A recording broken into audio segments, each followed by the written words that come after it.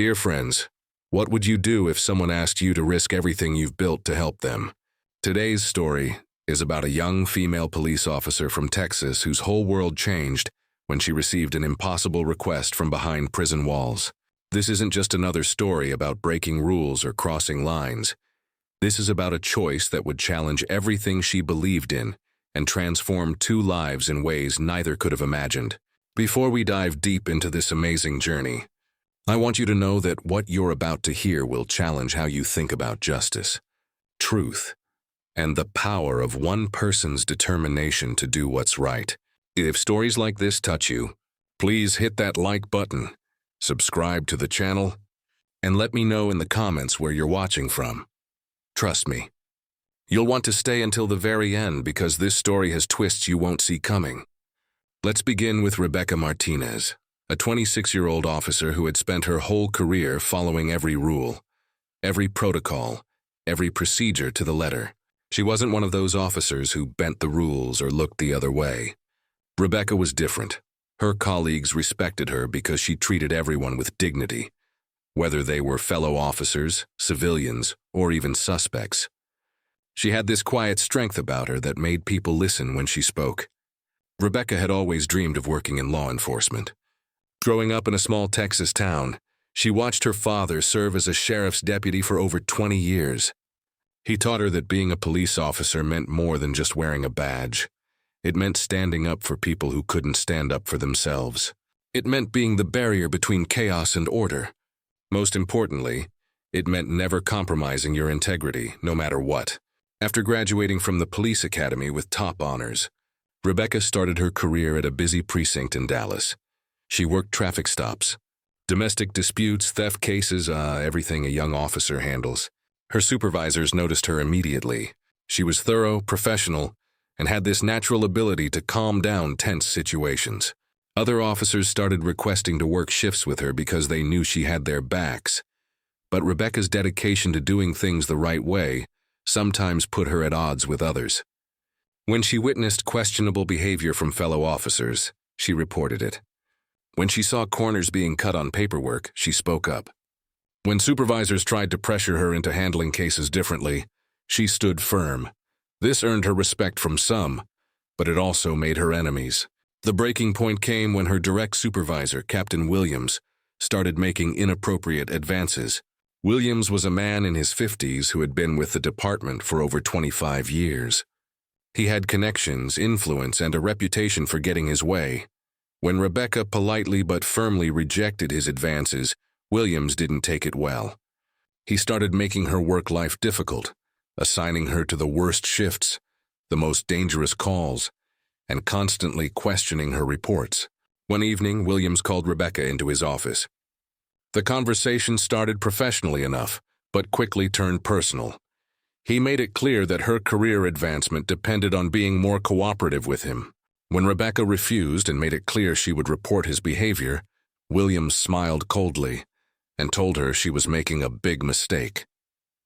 2 weeks later, Rebecca received transfer orders. She was being reassigned to a maximum security correctional facility, 3 hours outside of Dallas. The official reason was staffing needs, but Rebecca knew the truth. Williams had used his influence to punish her for standing up to him. Instead of fighting the transfer and potentially damaging her career further, Rebecca accepted it with dignity. She packed her things and prepared for a completely different kind of law enforcement. The correctional facility was nothing like the police station. The moment she walked through those heavy steel doors, Rebecca felt the weight of the place.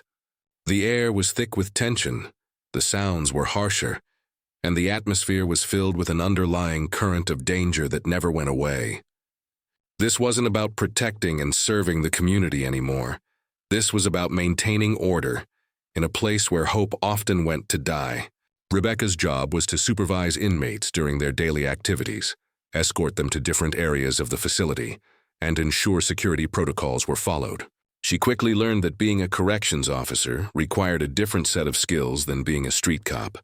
Here, you had to read people differently, understand the unspoken rules, and maintain authority without making situations worse unnecessarily.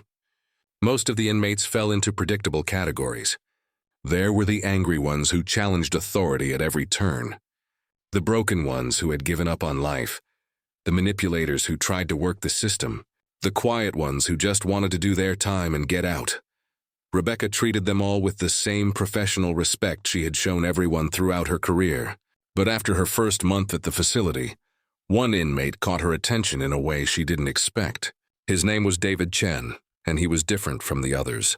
David was serving a 15-year sentence for corporate fraud and embezzlement. Unlike most inmates, he carried himself with quiet dignity. He was polite to staff, helpful to other inmates, and never caused trouble.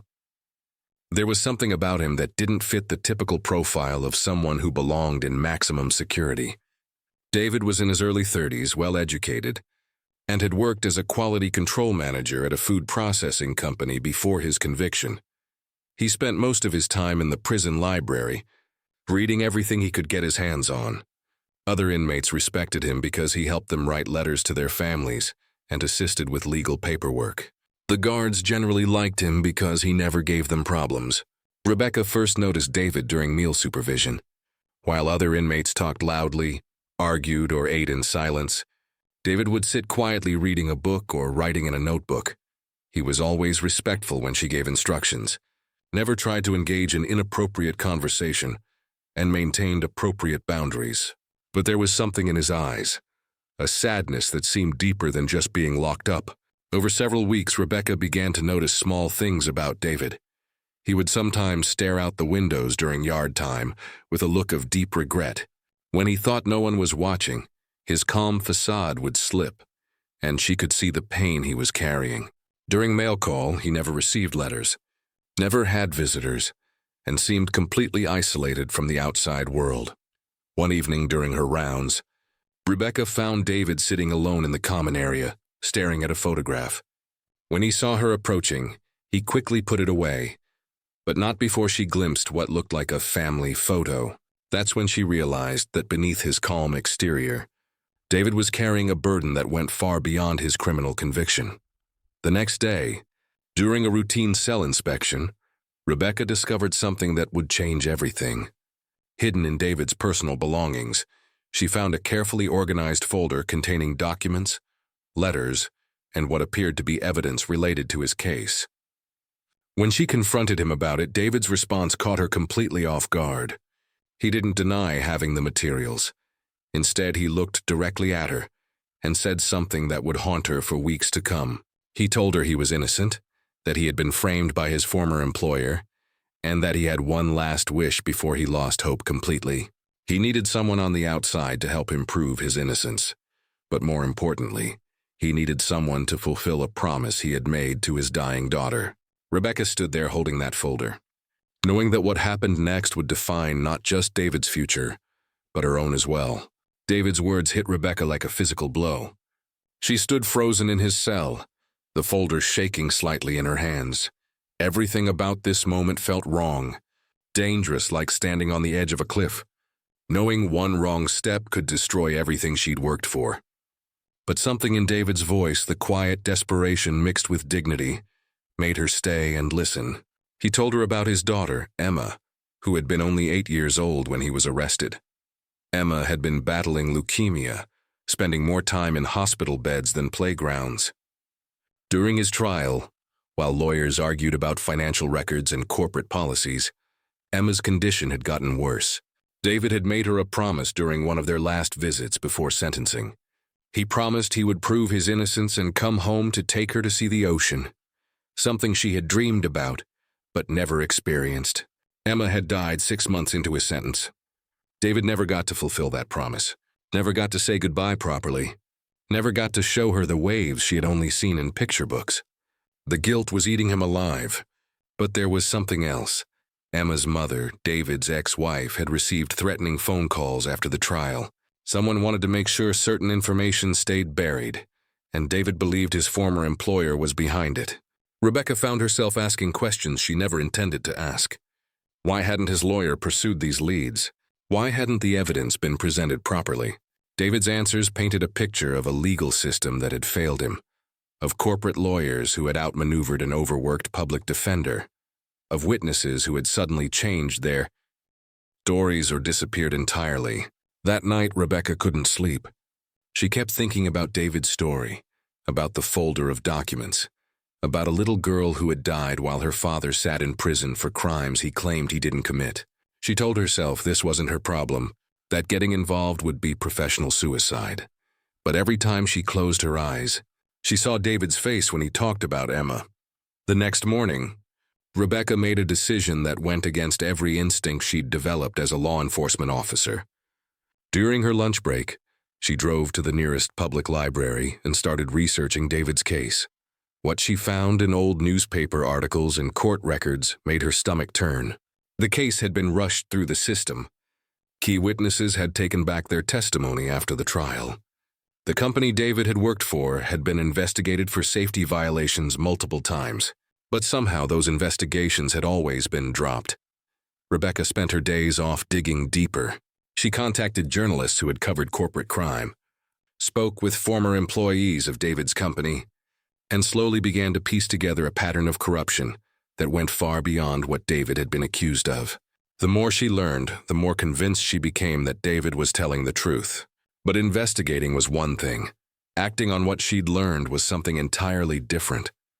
Rebecca knew that helping an inmate in this way could cost her not just her job, but potentially her freedom. If she was wrong about David, if this was all an elaborate manipulation, she would lose everything. But if she was right, an innocent man was rotting in prison while the real criminals walked free. The breakthrough came 3 months into her investigation. A former company executive dying of cancer and wanting to clear his conscience reached out to a reporter with evidence of the cover-up. Financial records, emails, and recordings that proved David had been set up. The executive had been pressured to falsify documents that made David appear guilty.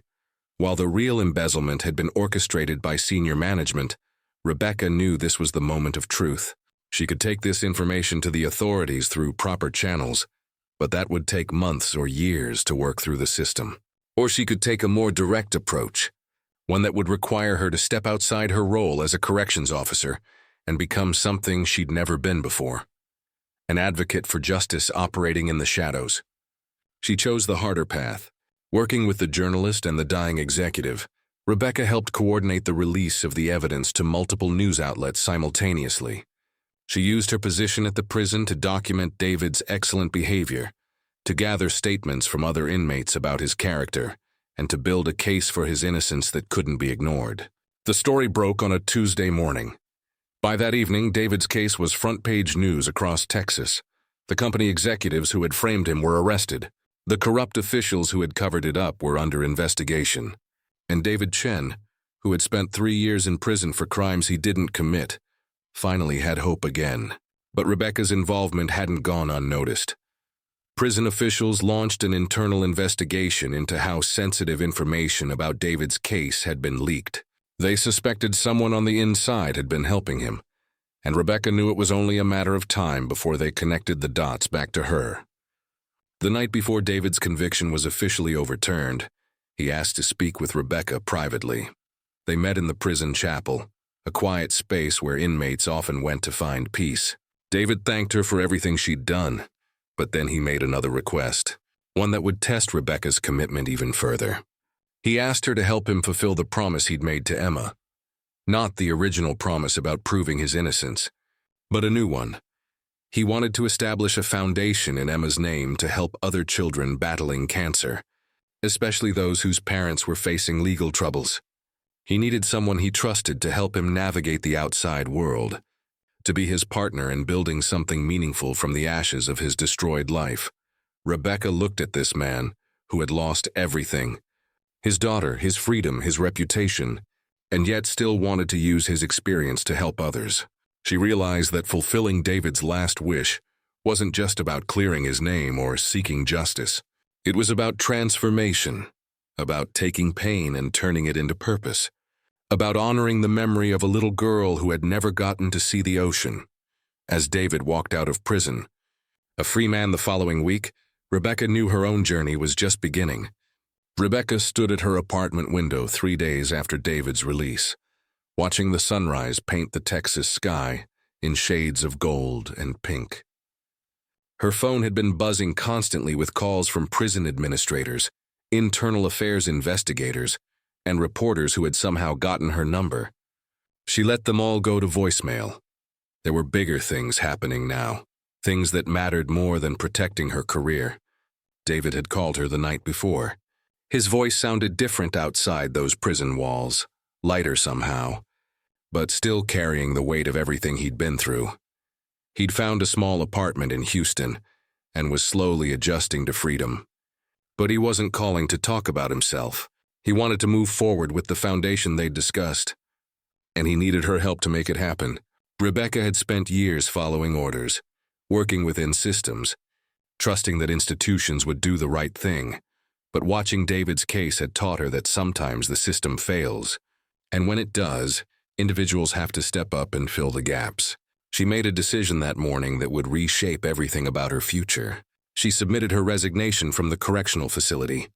Her supervisor, Warden Martinez, called her into his office that afternoon.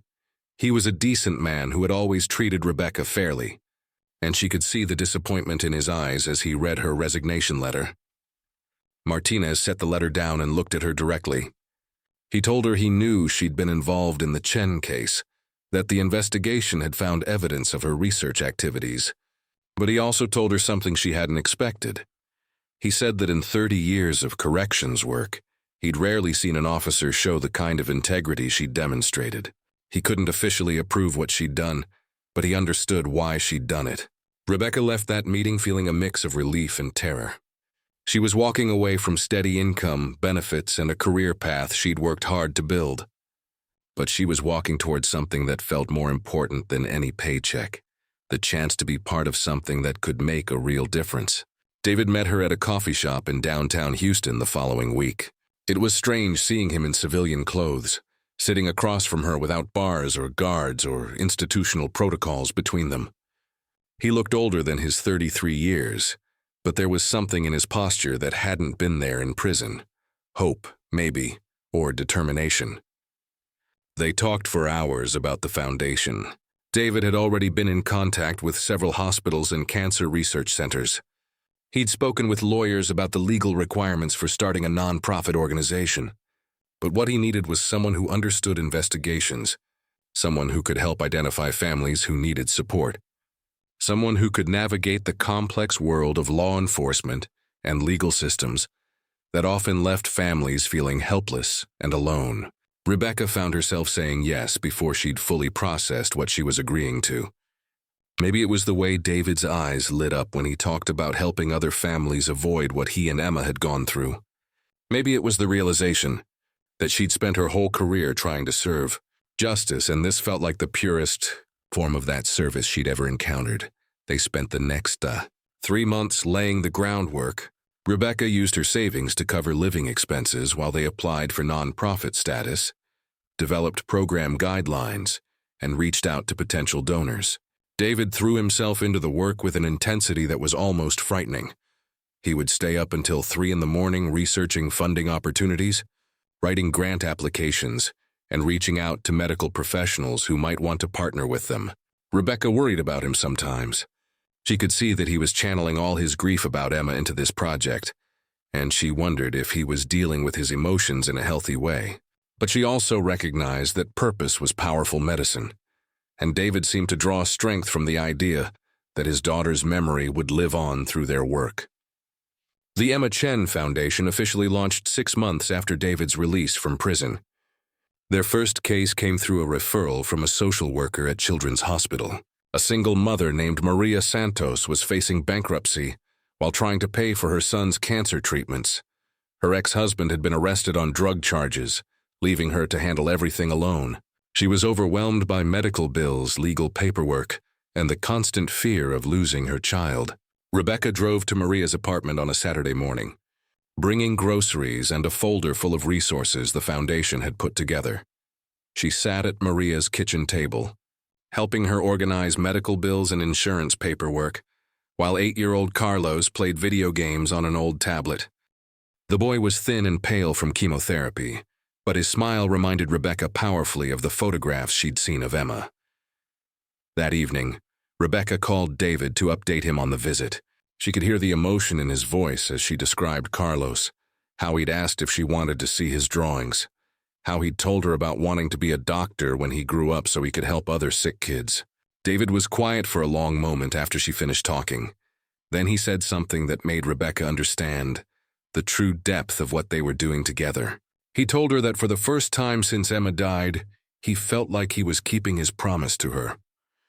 Not the original promise about proving his innocence, but a deeper one about making sure other children didn't have to face what she had faced alone. Over the following year, the foundation grew beyond what either of them had imagined possible. They helped dozens of families navigate the difficult intersection of medical crises and legal troubles. They provided financial assistance for treatments, connected families with free legal services, and created support groups where parents could share their experiences without judgment. Rebecca discovered she had a gift for this work. Her law enforcement background helped her cut through red tape and advocate effectively for families dealing with overwhelmed social services systems.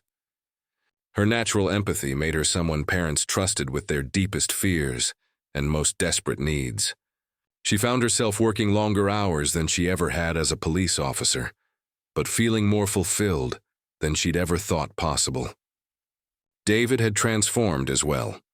The broken man she'd met in prison had become a passionate advocate who could speak to corporate executives and medical professionals with equal skill. He testified before state legislative committees about the need for better support systems for families facing medical crisis. He spoke at conferences about criminal justice reform and the importance of second chances. But it was the quiet moments that meant the most to both of them. The phone call from a mother whose son had completed treatment successfully, the graduation photo from a teenager who'd beaten cancer, while her father served time for a mistake he'd made years earlier. The thank you letter from a family who said the foundation had helped them hold on to hope when everything else seemed lost. One evening, almost exactly 2 years after David's release, Rebecca was working late at the foundation's small office when her phone rang. It was David, and his voice carried an excitement she hadn't heard before. He'd just gotten off a call with a major pharmaceutical company that wanted to partner with the foundation on a new program providing free medications for children whose families couldn't afford them. As Rebecca listened to David describe the partnership opportunity, she realized something profound had happened. They had taken the worst experiences of their lives, his wrongful imprisonment and her professional exile, and transformed them into something that was changing other people's lives for the better. David's last wish had evolved into something neither of them had imagined when they first started working together. The little girl who had never gotten to see the ocean was now helping other children navigate storms of their own, and the police officer who had risked everything to help a prisoner was discovering that sometimes the most important laws are the ones written in the human heart. But their story was far from over. Rebecca sensed that David was building towards something even bigger, something that would test both of their commitments in ways they hadn't yet imagined, that something bigger came sooner than either of them expected. 3 months later, Rebecca received a call that would test everything they had built together. It was from a detective in Dallas, someone she had worked with years earlier during her time as a police officer. Detective Rodriguez's voice was tense as he explained the situation. A major investigation had uncovered a network of corporate corruption that went far beyond David's original case. The same company that had framed David was now facing federal charges for systematically covering up safety violations that had led to serious illnesses and deaths. The investigation had revealed a pattern of targeting whistleblowers, destroying evidence, and using their legal connections to silence anyone who threatened their operations. But there was a problem. Several key witnesses had disappeared or refused to testify. Terrified of the company's reach and influence, the prosecutors needed someone who understood the company's methods, someone who had already proven they were willing to stand up to powerful interests. They needed David to testify, not just about his own case, but about everything he had observed during his time working there. Rebecca could hear the fear in David's voice when she called to tell him about the request. He had spent 3 years in prison because of these people. He had lost his daughter while fighting for his innocence. Now they were asking him to put himself back in the crosshairs of the same forces that had destroyed his life once before. The decision wasn't just about David's safety. If he testified, it would mean stepping away from the foundation during its most critical growth period. It would mean reliving the trauma of his conviction, facing hostile lawyers who would try to destroy his credibility and risking everything they had built together. But it also meant the chance to prevent other families from going through what he and Emma had endured. Rebecca found herself in a familiar position, caught between the safe choice and the right choice. She could encourage David to focus on the foundation to protect the good work they were doing and avoid the risks of getting involved in another legal battle. Or she could support him in taking on a fight that was bigger than both of them, a commitment to ensuring that no family would have to face these challenges without support and advocacy. They met at the small park where David often went to think, the same park where he had scattered Emma's ashes after his release from prison. As they sat on a bench watching children play on swings and slides, Rebecca could see David wrestling with the decision. His hands were shaking slightly, and she recognized the signs of someone reliving traumatic memories. David told her about the nightmares that had started again since the detective's call. He described lying awake at night, remembering the feeling of being completely powerless as his life was systematically destroyed by people who saw him as nothing more than an obstacle to their profits. He talked about the guilt he still carried over Emma's death, wondering if things might have been different if he had been more careful, more strategic in how he had tried to expose the company's wrongdoing. But then David's voice changed, becoming stronger and more determined. He told Rebecca about a conversation he'd had with Maria Santos the week before. Maria's son, Carlos, was now in remission, healthy and happy, and looking forward to starting middle school. Maria had thanked David for everything the foundation had done for her family. But she had also said something that stuck with him. She told him that the foundation's work was important, but the real gift he had given her was hope. Hope that good people still existed, that someone would fight for families like hers when they couldn't fight for themselves. David looked at Rebecca and said something that made her understand the true measure of the man she had chosen to partner with. He told her that Emma would have wanted him to fight, not just for other sick children, but for all the families who were facing powerful enemies they couldn't defeat alone. He said that testifying wasn't just about seeking justice for what had happened to him. It was about preventing future Emma Chens from losing their parents to corporate greed and systematic corruption. Rebecca felt a familiar sensation, the same feeling she had experienced in David's prison cell 2 years earlier when she first decided to help him. It was the recognition that some moments define who you are, and backing down isn't really an option when you understand what's at stake. She told David she would support whatever decision he made, but she also shared her own perspective.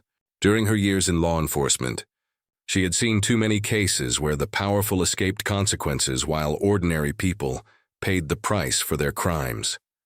She had watched families destroyed by systems that were supposed to protect them. David's testimony could be the key to breaking a cycle of corruption that had been operating for years. More importantly, Rebecca reminded David of something he seemed to have forgotten in his fear. He wasn't the same man who had been railroaded 3 years earlier. He wasn't alone anymore. He had allies, resources, and a platform that could amplify his voice in ways that hadn't been possible during his original trial. The foundation had given him credibility and connections that would make it much harder for his enemies to silence him. David agreed to testify. The months leading up to the trial were intense and exhausting. Rebecca found herself serving as David's protector, advocate, and emotional support system all at once. She coordinated with federal prosecutors, helped prepare David for cross-examination, and worked with security experts to ensure his safety. She also kept the foundation running, delegating responsibilities to staff members and volunteers, while maintaining the programs that families like Maria's depended on. The trial itself was a media sensation. Day after day, David sat in the witness stand describing a culture of corruption that had prioritized profits over human lives. He testified about safety reports that were buried, about employees who were fired for raising concerns, about a systematic effort to cover up evidence of dangerous practices that had sickened and killed consumers across multiple states. Rebecca watched from the gallery as David faced down the same lawyers who had destroyed his life years earlier. But this time was different. David was prepared, supported, and armed with documentation that couldn't be discredited or explained away. When the defense attorneys tried to paint him as a disgruntled former employee seeking revenge, David calmly pointed to the Foundation's work and asked why someone motivated by revenge would spend his freedom helping children and families rather than pursuing personal gain. The jury deliberated for less than 6 hours. Guilty verdicts on all major charges, prison sentences for the executives who had orchestrated the cover-up, financial penalties that would fund victim compensation and corporate oversight for years to come. But for Rebecca, the real victory came in the weeks following the trial. Phone calls from other whistleblowers who had been afraid to come forward, now empowered by David's example. Letters from families who had lost loved ones to corporate negligence, thanking them for proving that justice was still possible. Invitations from other organizations who wanted to partner with the Foundation to expand their work to new communities and new causes. Standing in the Foundation's office 6 months after the trial, Rebecca looked at the wall where they had hung photos of all the families they had helped. Dozens of smiling children, grateful parents, success stories that had emerged from some of the darkest moments in these families' lives. In the center of the wall was a photo of Emma Chen, the little girl who had never gotten to see the ocean, but whose memory had inspired waves of change that were still spreading outward. David appeared beside her, following her gaze to Emma's photo. He was different now than he had been even a year earlier. The fear was gone, replaced by a quiet confidence that came from knowing he had found his purpose. He told Rebecca that he had been thinking about expanding the Foundation's work, maybe establishing chapters in other states, maybe developing new programs to address the intersection of medical crises and legal troubles in underserved communities. Rebecca smiled, recognizing the tone in David's voice. It was the same tone he had used when he first described his dream of helping other families avoid what he and Emma had experienced. But now his dreams had the weight of proven success behind them, and the resources to make even bigger changes possible. As they stood there planning the future, Rebecca reflected on the journey that had brought them to this moment. She had started as a police officer trying to serve justice within established systems. Then she had become a corrections officer, working to maintain order in a broken institution. Finally, she had found her calling as an advocate operating outside traditional structures, using her skills and experience to fight for people who had nowhere else to turn. David's last wish had been simple in concept, but profound in its implications. He had wanted someone to help him prove his innocence and honor his daughter's memory. But fulfilling that wish had required Rebecca to risk everything she had worked for, to step outside her comfort zone and to discover capabilities she never knew she possessed. The Foundation was thriving, but Rebecca knew their work was far from finished. Every day brought new calls from families facing impossible choices, new stories of people caught between medical crises and legal troubles they couldn't navigate alone. Each case reminded her that David's original wish had evolved into something much larger, a commitment to ensuring that no family would have to face these challenges without support and advocacy. Dear friends, sometimes fulfilling one person's last wish becomes the beginning of something that changes countless lives. Rebecca Martinez thought she was helping one innocent man clear his name and honor his daughter's memory. Instead, she discovered that true justice isn't just about following rules or working within systems. Sometimes it requires individuals to step outside their roles, take risks, and fight for what's right, even when the odds seem impossible. David Chen's last wish wasn't just about proving his innocence. It was about transforming pain into purpose, turning personal tragedy into a force for positive change, and ensuring that a little girl's dream of seeing the ocean would live on through the lives of other children who needed someone to fight for them. Their story reminds us that the most important promises aren't always the ones we make to the living. Sometimes they're the ones we make to memories, to principles and to futures we may never see but hope to make possible for others.